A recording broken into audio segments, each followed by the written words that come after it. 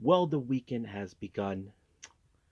So for today, we're just going to focus on two reviews. The first one is, of course, is by New Japan Pro Wrestling with Sakura Genesis, featuring, of course, title matches such as the New Japan World Television title, the IWGP Tag Team titles, the Global title, and the World Heavyweight title. And of course, a couple of special matches as well.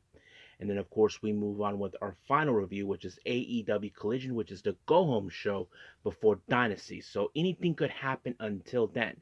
We do see, of course, some player matches leading up to either to Dynasty or the Owen Hart Cup tournament. So stay tuned for all of it. And as always, we finish up our episode with, of course, with some news updates to give you guys updates on what's been happening in the world of wrestling, such as what events the promotions are throwing out, who's booked, what matches are set, including developments that are happening in the world of wrestling as we speak. So, let's get ready for another episode of the Deleted Wrestle Zone.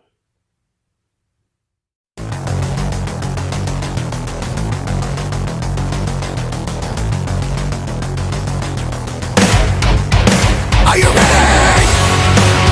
Get up, get up! Get up, get up! Get up, get up! Get up, get up! Get up, get up! Get up, get up! Hey everyone, welcome to Deleted Wrestle Zone, all things that is pro wrestling with AEW, NXT, New Japan Pro Wrestling, TNA, the National Wrestling Alliance, various promotions, wrestlers, matches, and championships. I am your host, J Rod here. So, if you are new to the channel, welcome. This is a channel we do a lot of pro wrestling reviews from various promotions, not only here in the United States, but also in Japan, Mexico, Canada, Europe, the UK. Anywhere in the world, pro wrestling is not as big, but it continues to grow. We also, of course, do discussion videos, talk about various topics such as the wrestlers themselves, the promotions, factions, storylines, whatever we want to talk about. We also, of course, do more news updates. If certain information was unable to be on this episode, we can either put it on the next one or on a separate video by itself. We also, of course, do real-time news updates to keep you guys on alert if something has happened in the world of pro wrestling that needs to be addressed ASAP. We also, of course, got the Unagi Sayaka Watch and various other cool wrestling content as well. So if you like what you see, please subscribe to us or click on that subscribe button. You'll be getting a lot of daily reviews and other cool wrestling content as well. But if you like this episode, please give us a like button or a nice comment in the description down below. Now, enough with the pleasantries, so let it all begin. So let's begin, of course, with New Japan Pro Wrestling Sakura Genesis.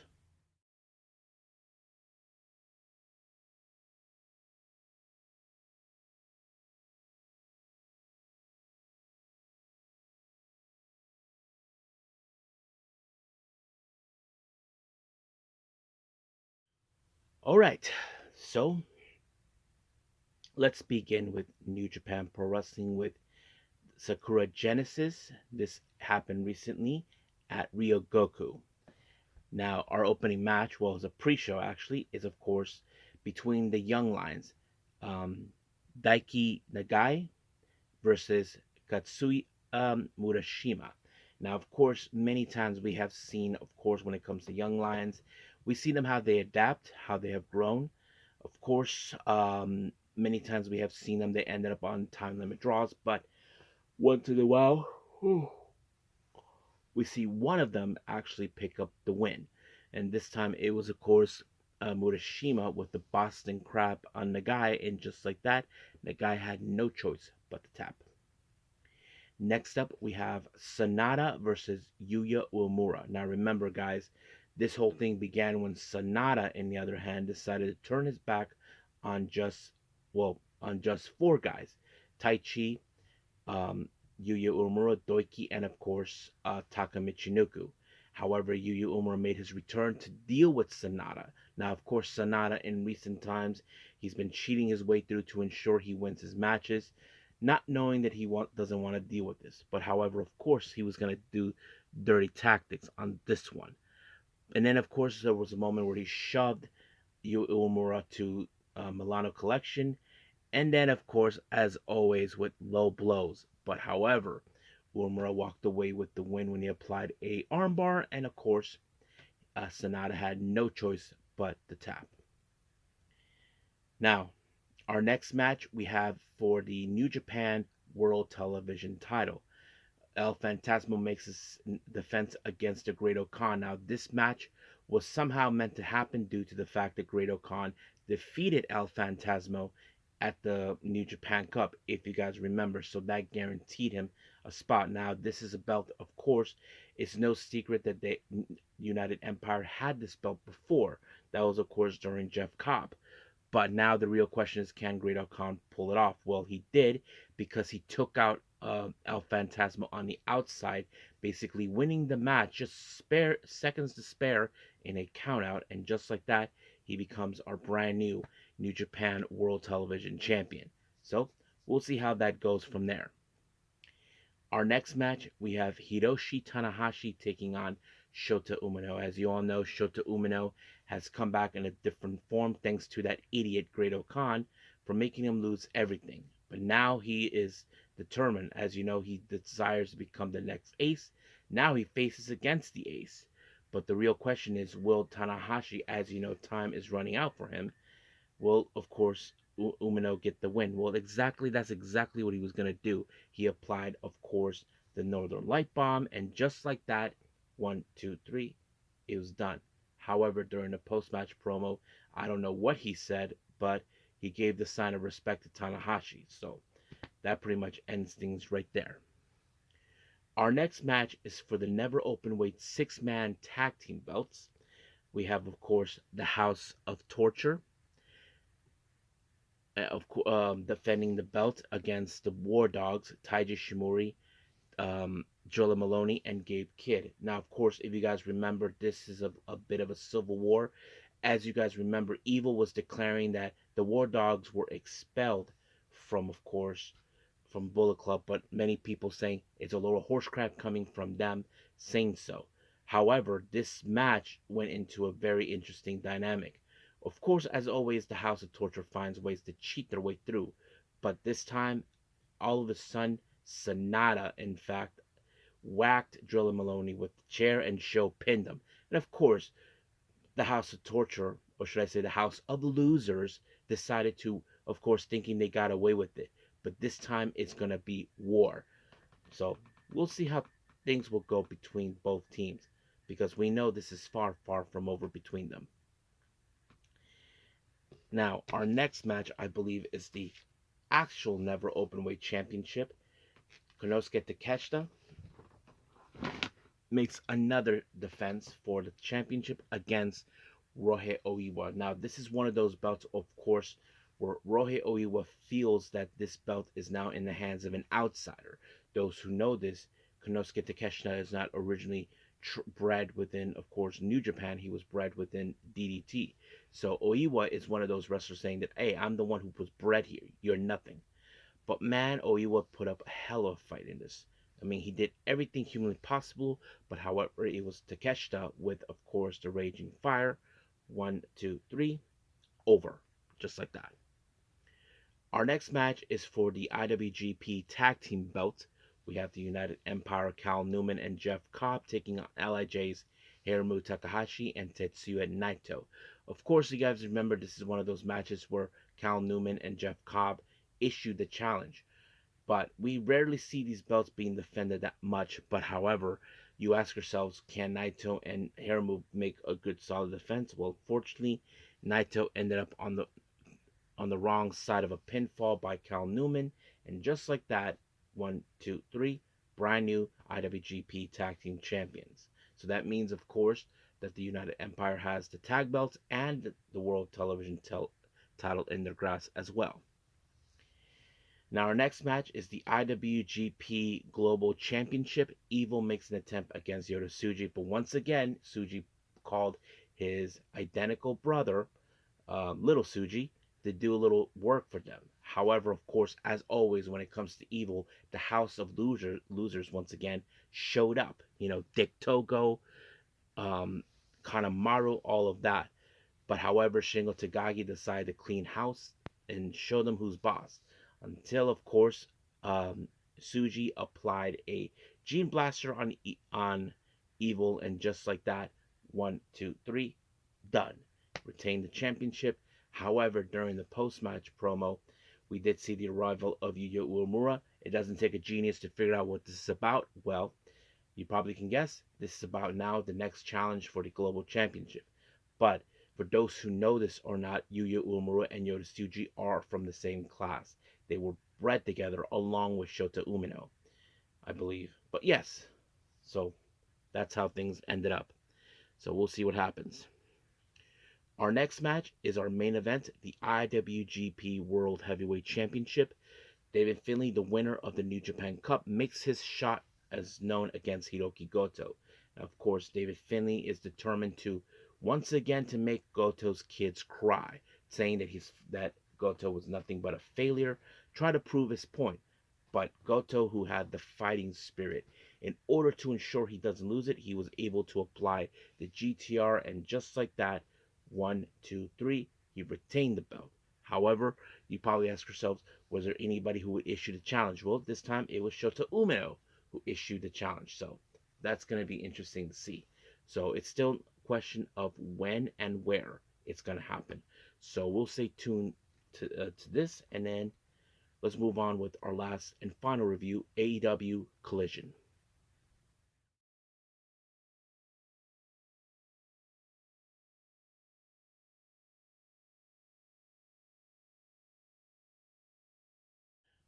Okay, our last review, AEW Collision. Now, as you know, this is our go home show before Dynasty.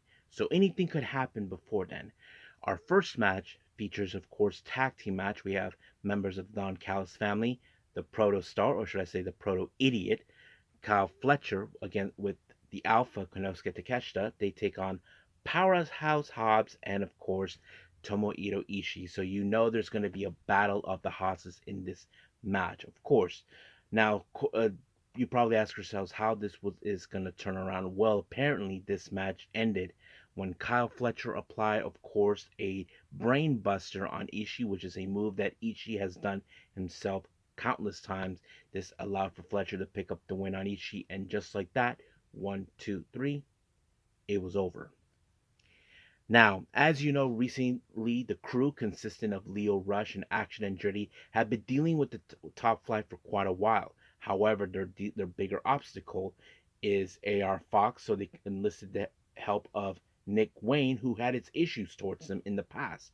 So they're saying that I'm not doing this for you guys. I'm doing it because I have forgotten what he did to me. So basically, we see an alliance temporarily while the crew decides to deal with top flight. Now, once again, Max Caster, the best wrestler alive, as he say, he decided to do another open challenge, and the person accepted it. Reach for the sky, boy. That's right, Mark Briscoe. Now, of course, Max Caster hasn't even win a singles match in his as an open challenge yet. But however, you probably can guess this match ended with Mark Briscoe applying his brother's infamous move, Jay Drilla, and just like that, it's over. 1, 2, 3. Tough love, Max. Now, Jay White made an update on his, of course, injury. Originally, he was supposed to be, of course, in the Owen Hart Cup, but due to the attack by the Death Riders, it prompted him not to be involved. But he did told Kevin Knight and all this, but however, he still has his sights to deal with Will Ospreay sooner or later. So don't know when Jay White will return, but you can guarantee he'll be watching. Now, our next match, we have the crew versus Top Flight, of course. As you all know, Leo Rush and Action Andretti used to be pals with the Top Flight until they went their own ways. But however, of course, this match was full of spots. I mean, high flying bodies everywhere. But in the end, it was, of course, Dante Martin with the crucifix onto Action Andretti. And just like that, 1, 2, 3 is over. However, during the post match, the crew decided to retaliate against Top Flight, but luckily AR Fox showed up to give them a helping hand. And then who showed up? Of course, the idiot Nick Wayne shows up and helps him out. So we probably will see a 3-on-3 match at some point. So we'll see where that leads. Now, as you know, we get head to the Owen Hart Foundation tournament taking place starting at Dynasty, while Lexi Neer conducts an interview with Jamie Hayter and, of course, Billy Starks. Jamie Hayter, it seems like she has been noticing the potential of Billy Starks. So basically, they are both involved in the Owen Hart, and whoever walks out will probably win, of course, a shot of the AEW Women's title at All in Arlington, Texas. So, however, I don't know what kind of advice Jamie Hayter gave uh, to Billy, but I'm sure she's taking that into heart. But we'll see. Now, we did see a bit of face to face between Daniel Garcia and Adam Cole due to the fact of the recent time limit draw that took place. Seems that they're going to continue once again for another opportunity. This is the third try, and it's going to happen at Dynasty. So anything could happen until then. So let's just wait and see. Now, our next match, we have Cash Wheeler from FTR taking on Pac of the Death Riders. Now, of course, when it comes to Pac, wherever he's at, Death Riders are there. And we're talking about Claudio Castagnoli and, of course, Wheeler Yuta. But luckily, of course, Cope and Dax were there to help out. But unfortunately, Pac walked away with the win with the crucifix. And just like that, 1, 2, 3, it was over. And of course, in the end, Dax and Wheeler and Cope bury the hatchet after what happened the last couple of weeks. So we'll see what happens till then. Now, it seems, as you know, the ops have been making, of course, a play calling people to stop slacking off. Well, it seems that Shane Taylor Promotions are not having it. So it looks like there's going to be a feud between Shane Taylor Promotions and the ops. So we'll see where that goes from there. Now, before our next match, Ricochet joins the commentary desk because it involves one person also involved in the International Championship match against Kenny Omega, Speedball Mike Bailey, and he has to deal with Darlistico. Now, Darlistico is a tough SOB, as you probably can guess. He even hits hard. But in the end, it was, of course, a spinning heel kick by, of course, Speedball himself, and just like that, 1, 2, 3 is over. But however, during the post match, Ricochet showed up and low blowed Mike Bailey, sending a direct message saying that he's going to walk out as the winner. But we'll see. We're not there yet. Now, our last interview features, of course, Chris Statlander and Thunder Rosa. They are part of the opening round of the Owen Hart tournament, and they will face off for the first time. So this is going to be interesting. So I can't wait. And then finally, our main event. As you know, some names have been mentioned for the Owen Hart tournament. We have Mercedes Moné teaming up with Harley Cameron. They take on Julia Hart and Athena. So this is going to be one of those matches where, okay, it's going to be different. But however, we know Mercedes Moné doesn't tag with anybody, that rarely, but this time she teams up with Harley Cameron. But however, things didn't go exactly according to plan because Julia Hart was able to pick up the win when she applied a octopus, and just like that, Harley Cameron had no choice but to tap. And this was another loss. This was a loss for Mercedes Moné as a tag team competitor, but not as a singles competitor. So just to clarify for that. So I think that's pretty much it for what we're doing. Let's move on with our last and final thing, news updates.